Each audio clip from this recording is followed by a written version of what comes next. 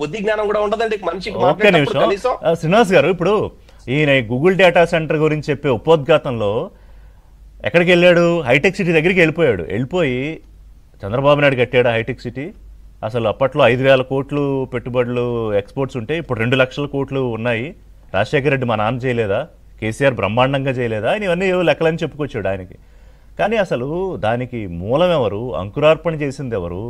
ఇవాళ ప్రతి తెలుగువాడు గర్వంగా అమెరికా లేకపోతే లండను లేకపోతే ఇంకో దేశం వెళ్ళడానికి మరి ఇదంతా ఆయన కన్వీనియంట్గా ఆయన మర్చిపోతారా? లేకపోతే నాకు క్రియేటివ్ లేదన్న బాధతో అట్లా మాట్లాడారా? అక్కడ మొదలు పెట్టండి. నేను ఫ్రీగా ఫ్రాంక్ గా మాట్లాడచ్చు కదా? మాట్లాడచ్చు. అబ్సల్యూట్లీ. మీ అభిప్రాయాలతో ఏకీపించనక్కర్లేదు, స్వతంత్రంగా చెప్తాను. ఒకటి చెప్తున్నానండి, 2 విషయాలు అంతిమంగా ఏంటంటే ఒక పాయింట్ తీసుకొస్తాను.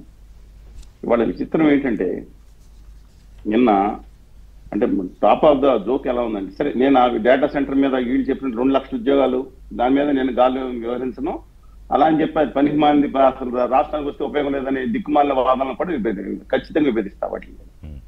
ఇవాళ సరే కమింగ్ బ్యాక్ టు గత కొన్ని రోజుల నుంచి ఇప్పుడు మేము మాట్లాడుతున్న క్లారిటీతో ఉన్నాం. అది రాష్ట్రానికి వచ్చిన దాని వల్ల ఆంధ్రప్రదేశ్ నేను చెప్తున్నానండి, ప్రపంచ పటం దేశ పటంలో కాదు ప్రపంచం. నేను నెంబర్ ఆఫ్ న్యూస్ కానీ మీద టెక్స్ అవి వెబ్సైట్ చూడండి, ఇట్స్ రెవల్యూషనరీ అని చెప్పి వేరే విశాఖపట్నాన్ని ప్రజలు వెతుక్కునే పరిస్థితి టెక్ రంగంలో అంటే ప్రపంచంలో వాళ్ళు వెతుక్కునే పరిస్థితి వచ్చింది. అది అనుకున్నంత కాకపోయినా కుదేలైపోయిన ఆంధ్రప్రదేశ్ కి ఒక పాజిటివ్ ఆస్పెక్ట్ ఎకో సిస్టమ్ డెవలప్కి ఖచ్చితంగా ఉపయోగపడుతుంది. No second thought in that అండి. సరే దానివల్ల ఎన్ని ఉద్యోగాలు అని మాట్లాడుకోండి, ఖచ్చితంగా చెప్తాను, అది కూడా చెప్పాలి. కానీ మనకి దెబ్బతినిపోయి ఉన్నామే ఎలాగా అనుకునే పరిస్థితిలో ఇవాళ దానివల్ల కంటే చుట్టుపక్కల లో లేటెన్సీ అండి. మళ్ళీ మీకు చెప్తున్నాను, దానివల్ల మీకు ఇప్పుడు 14 ల్యాండింగ్ స్టేషన్స్ ఉన్నాయి. మచిలీపట్నం కూడా ఐఎక్స్ తిరుపూర్ ఇవన్నీ వస్తున్నాయి ఇప్పుడు. కానీ ఇవాళ విశాఖపట్నంకి వచ్చేది హై క్యాలిబర్ ఉన్న 3 టైప్ ఏదైతే ఉందో అక్కడికి వస్తుందో కేబుల్ ల్యాండింగ్ స్టేషన్ చాలా అద్భుతమైంది. ఎందుకంటున్నానంటే అది ఇది ఇప్పుడు 95 మన ఇండియా మొత్తానికి 2020 నాటికి వీళ్ళు 1 PBBS పొటెన్షియల్ అందిస్తుంది కాకుండా ఆర్టిఫిషియల్ ఇంటెలిజెన్స్ లో గ్లోబల్ డేటా సెంటర్ కింద ఏషియాలో నెంబర్ 1 గా ఇది తయారయ్యే డేటా సెంటర్ అండి. ఇది మేజర్ యాక్టివిటీస్ కూడా 111 TBBS యాక్టివేటెడ్ ఉంది. విశాఖపట్నం మల్టిపుల్ కేబుల్స్ తో సూపర్ సీడ్ చేసే అవకాశం రావాలని కోరుకుంటున్నాం. రెండోది లేటెన్సీ ఎంత ఇంపార్టెంట్ అంటేనండి, అక్కడ ల్యాండింగ్ అయిన తర్వాత మిల్లీ సెకండ్ లో ఫైనాన్షియల్ హబ్స్ ఏదైతే ఉన్నాయో 95% ట్రాఫిక్ తో ముంబై సతమతమైపోతుంది. 3 కేబుల్ ల్యాండింగ్ స్టేషన్స్ ఉన్నాయి అక్కడ, చెన్నైలో ఉన్నాయి, మన దగ్గర కూడా వస్తుంది ఇప్పుడు దీంట్లో. అందువల్ల ఒక పాజిటివ్ యాంగిల్ తీసుకున్నాం దాంట్లో. చంద్రబాబు నాయుడు నేను కమింగ్ బ్యాక్ చంద్రబాబు నాయుడు గారు వాళ్ళు చేసిందండి ఆ కియా ఉంది చూసారా. I'm not comparing with this Kia అనేది ఆయన యుద్ధం చేసి సాధించడమే కాకుండా వాట్ అబౌట్ ఫ్రాక్షనిస్ట్ ఏరియా అని పేరున్న పెనుగొండ ఎకరం 20-25 వేలు లోపలికి వెళ్తే విలువలు చేయని ప్రాంతంలో ఇవాళ అక్కడ 80%-85% బడుగు బలహీన వర్గాల దగ్గర భూమి ఇంతకే ఉంది. ఇవాళ కూడా మొన్నటి వరకు కూడా లక్షల కోట్ల రూపాయల భూమి అయితే ఆత్మగౌరవంతో పిల్లల్ని చదివించుకుని పక్కన బెంగళూరులోనో చెన్నైలోనో లేదా మిగతా ప్రాంతాల్లోనో ఉపాధి పెట్టుకునే స్థితికి వెళ్ళి తమ తల ఎత్తుకుని జీవించే పరిస్థితి తీసుకొచ్చింది అక్కడ కియా వాళ్ళు కాదండి. మీరు ఆర్థికంగా ట్యాక్స్ కొని రాలేదు, యాక్సెప్టెడ్. కానీ నేను నెంబర్ నాకు ఇష్టమైన జిల్లాల్లో ఒకటి అనంతపురం వెళ్తా ఉండి మీరు అక్కడి నుంచి మీరు ఇక్కడ అనంతపురం టౌన్ నుంచి బెంగళూరు వరకు ఎంత ఎక్కువ సిస్టమ్ డెవలప్ అయిందండి. ఇంకా మిగతా లేకుండా ఉంటే ఇంకా ఆన్సర్స్ ఎన్ని వచ్చి ఉంటాయండి. మిగతా లాస్ట్ టైం కూడా గొడవ చేయకుండా ఉంటే అంత అద్భుతమైంది, ప్రజలకు అందరికి ఉపయోగపడింది. యాక్చువల్గా ఎక్స్పాన్షన్ ప్లాన్ ఉండేది, తర్వాత డ్రాప్ అయినట్టున్నారు కదా చెన్నైకి. వాళ్ళ ప్రభుత్వం ఉన్నప్పుడు జగన్మోహన్ వాళ్ళ ప్రభుత్వం ఉన్నప్పుడు ఆన్సిలరీ యూనిట్లు కూడా వెళ్ళిపోయినాయండి, తమిళనాడుకి వెళ్ళిపోయినాయి. రెండో విషయం హైదరాబాద్ విషయం ఏదైనా జనార్దన్ రెడ్డి గారు ఎస్టీపీగా ఇచ్చారు hi-tech. I'm not denying that. ఏ రోజు చేశారు 98, ఎందుకంటే 95 దిక్కు మొక్కు లేకుండా అయిపోయింది. విజయభాస్కర్ రెడ్డి గారు అందరూ లేరు అక్కడ. దాన్ని తీసుకొచ్చి ఏ లెవెల్కి తీసుకెళ్లారని కూడా Y2K అందు వచ్చింది. ఏ స్టేజ్ తీసుకెళ్లారు హైదరాబాద్ ని అంతకు ముందు కూడా. అదే కదా ఇప్పుడు మైక్రోసాఫ్ట్ కాదు బిల్ గేట్స్ అసలు ఇండియాతో నాకేం సంబంధం, హైదరాబాద్ ఎక్కడన్న మనిషి వచ్చాడు కదా ఆయన తీసుకొచ్చి మైక్రోసాఫ్ట్ తీసుకొస్తే అక్కడ కూర్చుంటే 10 నిమిషాలు అపాయింట్మెంట్ గంటన్నర సేపు కూర్చుంటే ఇవాళ హైదరాబాద్ లో నేను చెప్తున్నాను, నో సెకండ్ థాట్. నేను అనలేదు, చంద్రబాబు నాయుడు గారు కూడా చెప్పారు. నేను వచ్చిన అవకాశాన్ని రాజశేఖర రెడ్డి గారు ముందుకు తీసుకెళ్ళాలని చెప్పి అది విద్యత ఇది. ఎస్ ఎస్ చంద్రబాబు నాయుడు గారు విద్యత అది స్టేట్స్మెన్షిప్ అంతే. అది ఇవాళ ఆంధ్రప్రదేశ్ ఈ విషయంలో మాత్రం నేను చెప్తున్నాను, దాంట్లో 1,88,000 ఉపాధి వచ్చేస్తుంది అబ్సల్యూట్లీ. దానివల్ల నేను చెప్పాను ఎకో సిస్టమ్ ఎంత అడ్వాంటేజ్ ఉందో. దానివల్ల నేను మళ్ళీ చెప్తాను, డైరెక్ట్ గా వచ్చి ఇది ఇంతకుముందు సేమ్ ఇంకోటి కూడా చెప్తాను. ఈ డేటా సెంటర్ చంద్రబాబు నాయుడు గారు ఆదాని డేటా సెంటర్ మీద శంకుస్థాపన చేశారు. 1 GW అండి.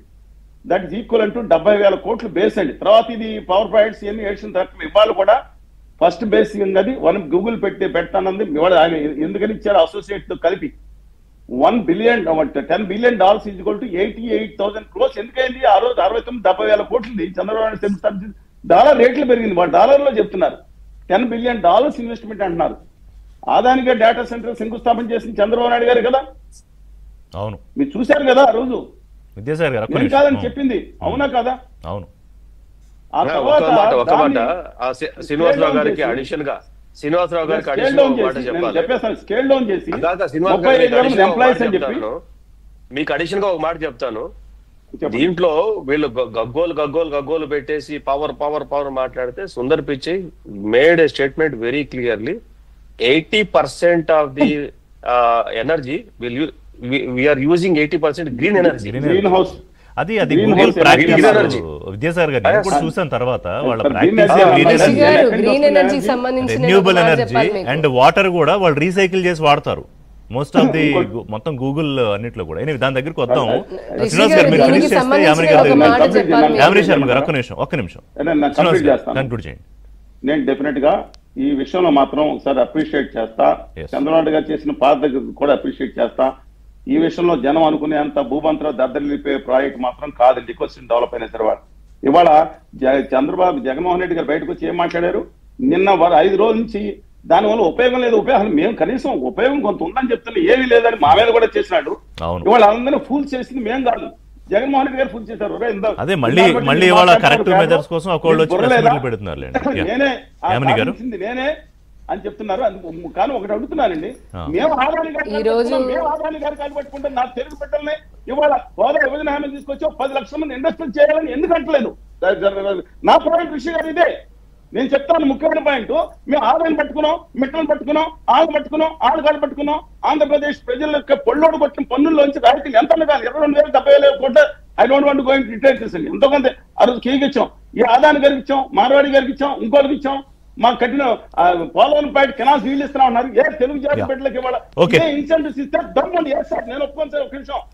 నా దమ్ము తెలుగు జాతి 10 లక్షల మందిని వీళ్ళు దమ్ముండి ఎందుకు కెపాసిటీ ఎందుకు పెట్టట్లేదు అని అడుగుతున్నాను. My contest is that point. 2019 తర్వాత ఉధృతంగా ఉద్యమం చేసాం, అంత ముందు కంటే ఉద్యమం చేసాం. ఏదైనా చూపించాలి నేను చేయను. ఉధృతంగా 26 జిల్లాలు చేసాం, పాదయాత్ర బస్సు యాత్ర ఎంతమంది చూపించాం మీకు. ఢిల్లీలో 100 మందితో ధర్నాలు చేశాం కదా.